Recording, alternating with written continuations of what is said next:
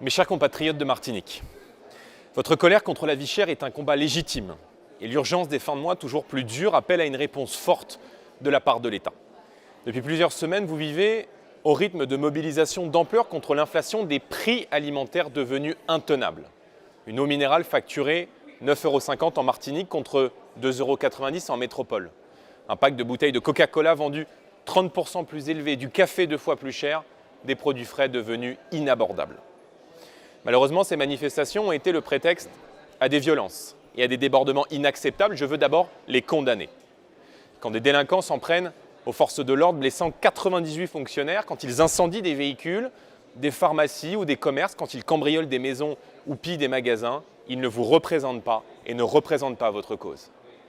Nos compatriotes d'outre-mer, je le sais, veulent la justice et non le désordre. Il faut donc d'abord rétablir l'ordre et sanctionner par des condamnations exemplaires ceux qui sèment la terreur sur l'île.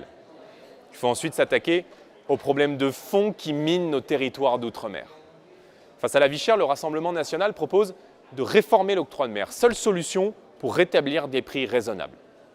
Cette taxe, vous le savez, renchérit le coût des biens importés, des produits de première nécessité et frappe donc durement les familles les plus précaires.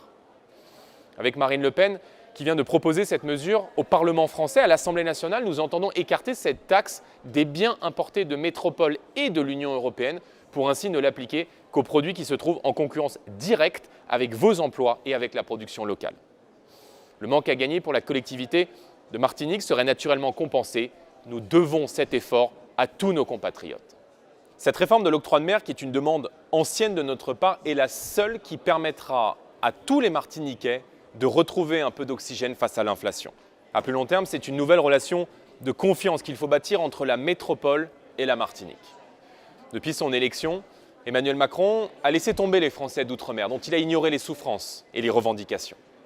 Nous voulons retrouver une vision d'avenir pour la Martinique, pour tous nos territoires d'outre-mer, prendre en compte la précarité sanitaire dont souffrent trop de nos compatriotes, renouer avec une politique de développement économique qui valorise enfin ce territoire unique.